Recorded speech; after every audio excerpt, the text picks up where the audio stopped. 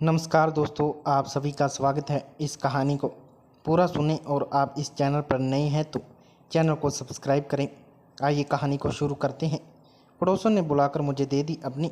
मेरा नाम सुरेश है दोस्तों। मैं 28 साल का एक मस्त नौजवान हूँ। मैं एक गांव का रहने वाला हूँ। बचपन में दूध दही मक्खन बहुत खाया है और कसरत भी खूब की है, इसलिए मेरा शरीर बड़ा सुडौल और आकर्षक बना हुआ है। मैं कसरत और योगा हर रोज़ करता हूँ। मेरा रंग गोरा है और कद 5 फुट 10 इंच का है। बाल घुंघराले हैं और हमेशा क्लीन शेव रखता हूँ। जहाँ मैं रहता हूँ वहाँ एक धीरज नाम का आदमी भी रहा करता है। वह मेरा पड़ोसी है। मेरा उसके घर खूब आना जाना लगा रहता है। मुझे अपना बड़ा भाई मानता हूँ। हम दोनों मिलजुल कर रहते हैं और खूब एंजॉय करते हैं। उसकी शादी हो चुकी है और उसकी बीवी का नाम आरती है। मैं उसे भाभी जी कहता हूँ और वे भी मुझे अपने देवर की तरह मानती हैं। हमारा उनके साथ तालमेल बहुत अच्छा बना हुआ है। आरती भाभी बहुत ही सुंदर है। एक बार उसे कोई देखने तो बस देखता ही रह जाए। सच बताऊं तो आरती भाभी साड़ी में बहुत ही ज़्यादा प्यारी लगती हैं। उसकी बड़ी बड़ी करजारी आंखें, लंबे लंबे बाल, गोरा बदन। मैं जब उसे देखता हूँ तो बस देखता ही रह करता हूँ। इसके अलावा जब वह मुस्कुराकर बोलती हैं तो मन करता है कि मैं उससे घंटों बातें करता रहूं। धीरज भाई साहब जब ऑफिस चले जाते हैं तो मुझे उससे बातें करने का ज़्यादा वक्त मिल जाता है और मैं उस मौके को छोड़ता नहीं हूँ। आरती भाभी को देखकर मेरा मन एकदम अच्छा हो जाता है। यह बात शायद भाभी को नहीं मालूम। मैंने सोच लिया कि मैं यह बात उसे किसी दिन बताकर जरूर रहूँगा। एक दिन अचानक मैं उनके घर पहुँचा तो मालूम हुआ कि धीरज भाई घर पर नहीं है, साहिब घर पर नहीं है, भाभी अकेली ही हैं। बस मुझे उससे खुलकर बातें करने का मौका मिल गया था। मैंने कहा, भाभी जी आज तो आप बहुत खूबसूरत लग रही हैं। वे बोली, लग नहीं रही हूँ, मैं तो पहले से ही बहुत ज़्यादा खूबसूरत हूँ यार। मैंने कहा, अच्छा ही है, बताओ भाभी जी, आपके पीछे लड़के खूब घुमा करते होंगे। वे बोली, हाँ बिल्कुल घुमा करते थे और आज भी घूमते हैं। मैं जहाँ जाती हूँ वहाँ तो लोग मुझे घूर घूर कर देखते हैं। उनका बस चले तो मुझे उठा ले जाएं। मैं बोला, वैसे उठाने का तो मेरा भी मन करता है भाभी जी। भाभी जी मुस्कुराकर बोली, इतना आसान नहीं है मुझे उठाना। उनकी इस बात ने मुझे बुरी तरह झकझोर दिया। मैंने कहा, जो फटना है वो फट जाए, घर मैं उठा लूँगा आपको भाभी जी। अच्छा तो उठाकर दिखाओ मुझे। मैं आगे बढ़ा और झुककर भाभी उसे गोद में उठा लिया और उन्होंने मुझे भी प्यार भरी निगाहों से देखा और फिर उतर कर खड़ी हो गई।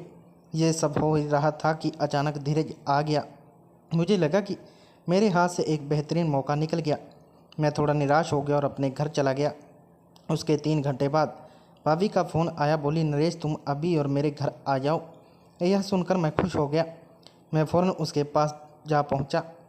मुझे देखकर उन्होंने दरवाज़ा अंदर से बंद कर लिया और मेरे गले से बाहें डालकर मैंने कहा, अरे भाभी जी, अगर धीरज भाई साहब फिर आ गए तो? वे बोली, अब वह नहीं आएंगे क्योंकि उसका हवाई जहाज़ उड़ चुका है।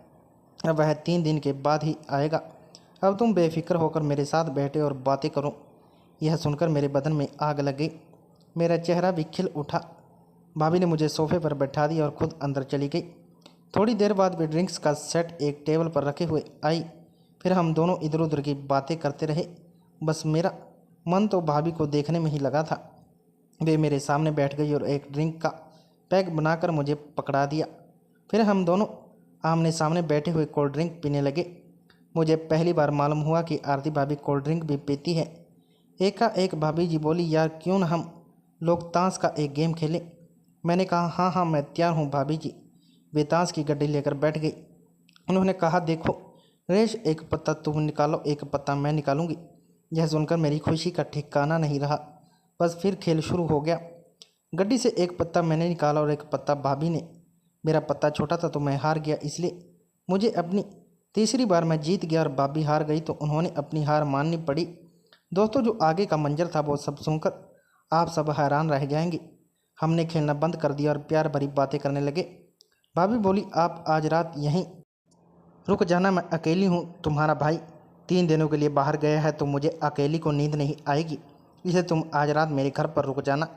फिर क्या था दोस्तों, यह बात सुनकर मेरे मन में अजीब अजीब ख्याल आने लगे और मैंने अपनी भाभी को बोल दिया, ठीक है भाभी जी, मैं आज रात आपके पास ही रहूँगा। भाभी सुनकर खुश हो गई। फिर शाम हुई, दोनों ने खाना खाया और बेडरूम में चले गए। मैंने भाभी को बोल दिया, भाभी आप बहुत खूबसूरत हो। भाभी बोली, वो तो मैं हूँ। भाभी बोली, अब सोई या सारी रात जागना है। मुझे पता चल गया भाभी का क्या इशारा था। फिर क्या हम दोनों सारी रात जागते रहे। सुबह के 8 बज गए। भाभी बोली, देवर जी अब सोने भी दीजिए। फिर हम दोनों सो गए। दोस्तों, आज की हमारी कहानी कैसी लगी कमेंट में बताएं और वीडियो को लाइक करें। धन्यवाद।